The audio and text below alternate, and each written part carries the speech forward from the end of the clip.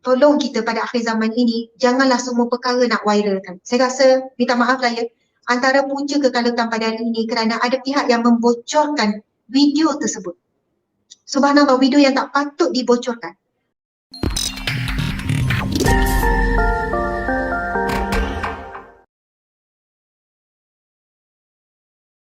Saya nak kita sentuh sikit boleh Ustaz ya, isu sensitif sekarang. Contoh isu yang berlaku berkaitan dengan seorang anak muda kan berusia 18, ada kata dekat 19,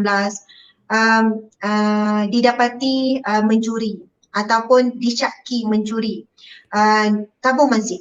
Subhanallah, saya memilih untuk kupas sikit isu ni sebab saya juga tidak lari daripada dikecam dengan dahsyat juga.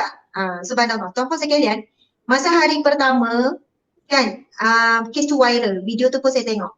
Hari pertama saya tak buat apa-apa kupasan langsung, tak sentuh, tak buat apa-apa posting.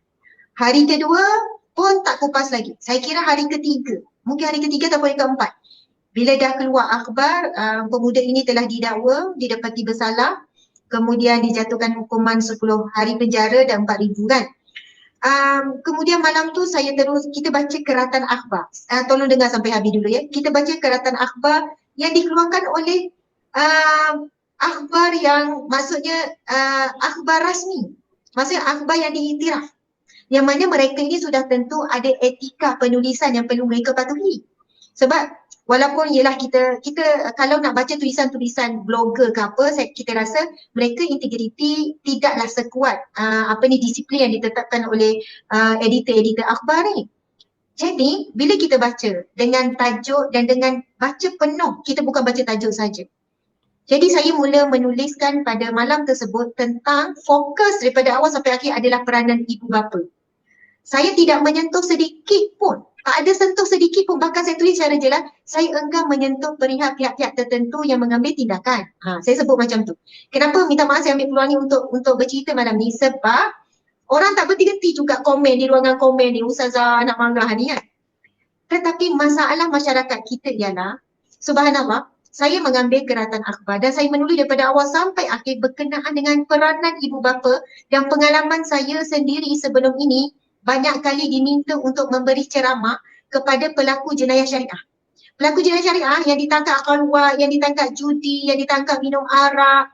Okey, kadang-kadang tu dalam 80 orang, kadang 1 orang, kadang 60 orang Jabatan Agama minta saya buat pengisian pagi sampai petang.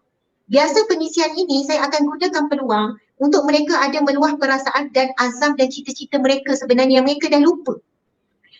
Hampir 90% mereka menceritakan dan menyalahkan ibu bapa kenapa mereka rosak pada hari ini. Ibu bapa yang bercerai-berai dan mereka diabaikan.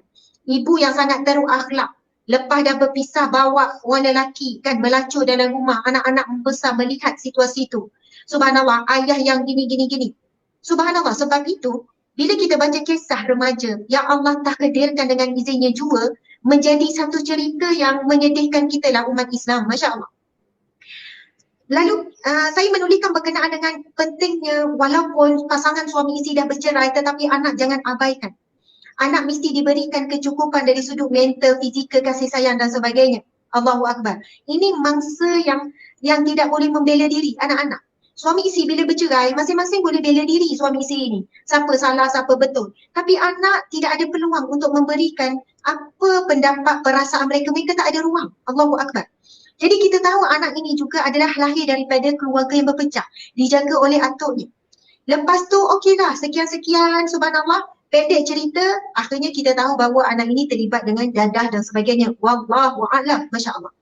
Yang saya nak sebutkan muslimin-muslimat, bahayanya media sosial hari ini. Bahaya sangat media sosial hari ini, Masya Allah.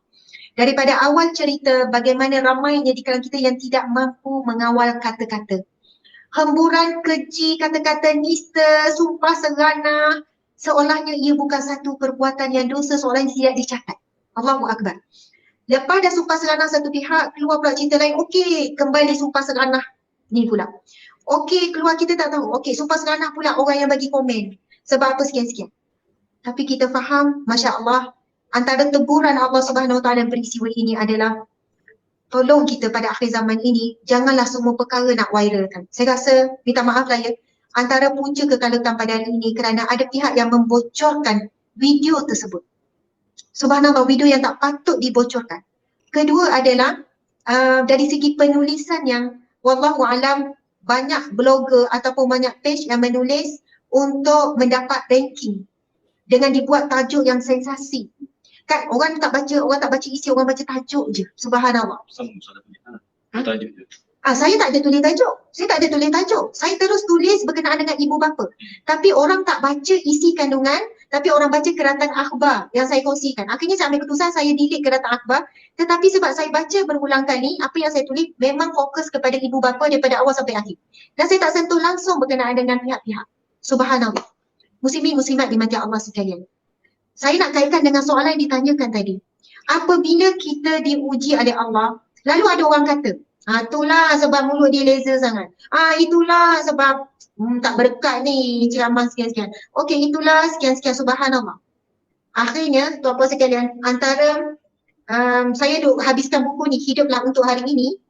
Ini adalah satu buku yang sangat terkemuka dalam abad 19. Kita abad 20 dah kan, abad 19. Tapi buku ini telah diterjemahkan dalam banyak bahasa, antara buku yang banyak mempengaruhi pemikiran ulama-ulama Islam dunia, peringkat dunia. Banyak sebab saya tertarik buku ni, dan salah satu tajuk, subhanallah, yang memberi kesan pada saya adalah jadilah orang yang kuat apabila dikecam. Jadilah orang yang kuat apabila dikecam. Masya Allah. Kita perlu ada ilmu akhir zaman. Saya kira antara ilmu akhir zaman yang penting sangat oleh para pendakwah ke, oleh ibu bapa ke, oleh siapa saja adalah belajar kaedah kuat apabila dikecam. Bila dikecam kena buat apa? Subhanallah, Allahu Akbar. Muslimin muslimat, hari ini kita boleh lihat, Masya Allah, orang yang bercakap perkara kebenaran dikecam. Masya Allah. Suara kebenaran semakin perlahan, suara kemungkaran semakin berani. Subhanallah, bila ada orang baik nak tegur perbuatan mungkar, kerana kuatnya penyokong yang melakukan kemungkaran ni, orang yang tegur ni dilihat salah. Jangan buka aib orang. Sedangkan dia buat kejahatan ini terbuka dan diikuti oleh ramai orang. Subhanallah. Cara tegur tak berhikmah, sekian-sekian, tak cuba ke dulu gini-gini. Bila nak buat kebaikan disusah-susahkan dan digambarkan dia ada satu perbuatan buruk. Subhanallah. Kalau tak kuat untuk menghadapi kecaman, subhanallah, Masya Allah, maka ramai yang memilih untuk diam. Ramai memilih untuk diam. Sebab itu kita sebutkan akhir zaman ini bukan kita takut pelaku maksiat ataupun pelaku kemungkaran. Sebenarnya besarnya musibah lebih besar bukan kemungkaran, tetapi ramainya orang yang baik, orang yang berilmu, yang mampu sebenarnya bersuara, memilih untuk diam. Memilih untuk diam, mampu. Maksudnya dia ada jawatan, suaranya didengar, dia ada platform, dia boleh menulis, tetapi memilih untuk diam kerana diam itu menyelamatkan kedudukannya. Subhanallah, Allahu Akbar. Muslimin muslimat dimati Allah sekalian. Jadi apabila orang menilai kita, kan, dalam situasi contohnya kan tiba-tiba positif COVID, kan, ada orang sampai takut nak cakap. Sebab apa? Takut nanti dikata, dikutuk apa semua kan. Padahal dia nak minta orang doakan, tapi dia kata ustazah takut lagi ni kan. Ada je nanti orang cari salah orang apa sini. Subhanallah, muslimin muslimat, sama ada kita orang biasa ataupun orang luar biasa, orang yang dikenali ataupun tidak, Masya Allah, kita memang akan terdedah kepada kecaman. Masya Allah, akan terdedah. Dari bentuk yang kecil ataupun besar ataupun meluas dan sebagainya. Jadi antara persiapan yang saya nak share, muslimin muslimat dimati Allah sekalian, Masya Allah, persiapan apa yang perlu kita buat adalah tidak ada cara yang lain, tak ada cara yang lain. Menguatkan jiwa kita. Menguatkan jiwa kita dengan apa-apa poin amalan tetapi istiqamah. Saya nak tutup dengan ini. Subhanallah. Dan siapa yang buat walaupun sikit amalan tapi istiqamah. Pilihlah apa-apa amalan. Contoh kalau kita sebutkan tentang solat 2 rakaat sebelum subuh. Ada orang solat sunat lain dia tak buat, tahajud tak buat, itu tak buat, solat sunat Ba'dah qabliyah tak buat, solat duha pun dia kata rasa berat dah start kerja tu susah. Tapi satu solat dia tak pernah tinggal. Dia buat, dia jaga macam mana walaupun dia dah bangun pukul 6.45 dia tak boleh tinggal. Sebab ada orang bila bangun lambat, dia dah tak buat solat sunat tu sebab dia dah rasa lewat. Sedangkan boleh je. Muslimin-muslimat. Masya Allah. Nabi SAW bersabda, solat sunat 2 rakaat. Masya Allah. Rakaat al-fajri khairum minad dunya wa ma fiha. 2 solat sebelum subuh tu, dia lebih baik pada dunia dan segala isi. Masya Allah. Siapa yang memilih istighfar? Dia kata, ustazah, saya belajar, saya tahu banyak doa, banyak zikir, tapi saya boleh istiqomah dengan istighfar je. Saya duduk banyak istighfar je. Saya kata, alhamdulillah. Sebab ada orang tak nak, dia belajar semua tapi dia tak boleh nak istiqamah semua. Sedangkan istighfar disebut dalam firman Allah surah Nuh. Kelebihan orang beristighfar, dilimpahkan rezeki yang barokah seperti hujan yang turun. Diberikan rezeki kurniaan, rezeki anak-anak. Kan banyak lagi lah kelebihan istighfar ni. Jadi muslimin muslimat dimati Allah sekalian, tolong cari apa-apa amalan yang kita boleh istiqamah. Kita jangan compare diri kita dengan orang lain, jangan. Sebab apa? Ia boleh jadi melemahkan semangat kita. Contoh bila kita dengar orang tu, oh kekuatan dia tahajud, ya Allah aku ni susah tahajud. Orang tu banyak sedekah, aku ni sedekah sikit. Orang tu sekian-sekian. Sekarang tolong cari kekuatan kita sendiri. Mana amalan zikrullah, amalan ibadah solat ke, ibadah puasa ke, ibadah apa yang kita boleh buat secara konsisten setiap hari, tak miss. Mesti kena ada satu perkara yang kita berpaut sangat kuat. Sebelum ujian datang, kita dah ada perisai. Soalannya sebelum dikecam, kita dah ada perisai dulu.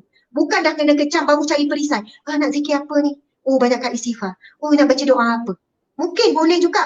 Tetapi kita akan koyak dulu. Mungkin kita akan stres dulu. Mungkin kita akan tak tentu arah dulu. Sampai bila kita nak macam ni?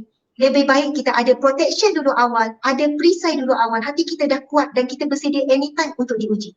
Kesimpulan kepada soalan tu, minta maaf tadi penutup kesimpulan. Kita tidak boleh mengawal apa orang kata, apa orang fikir, apa orang tuduh, apa orang nilai. Kita tak boleh nak kawal. Yang kita boleh mengawal adalah hati kita, muslimin muslimat dimati Allah sekalian. Jadi, jadilah pemaaf bila orang kecam kita, kita sekadar mengatakan dia salah faham. Masya Allah. Dia mungkin tak sempat baca habis apa yang kita tulis.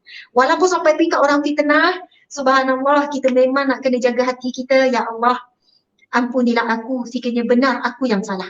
Dan ampunilah saudaraku itu, sekiranya dia yang salah. Sebab tidak ada erti pun kalau kita dapat pahala, sedangkan ada saudara kita dapat dosa disebabkan kita dapat pahala. Kita tak gembira pun. Subhanallah, kita dapat pahala daripada perbuatan buruk sahabat kita itu pada kita.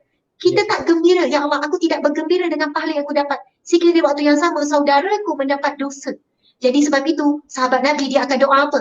Itu doa sahabat Nabi. Ya Allah, bila dia dikecam, bila dia dihina, bila dia disalah faham, disalah tafsir, ya Allah, ampunilah aku jika benar apa yang dikatakan. Dan ampunilah sahabatku itu jika salah, jika dia yang bersalah. Wallahu a'lam, muslimin muslimat. Terima kasih banyak-banyak.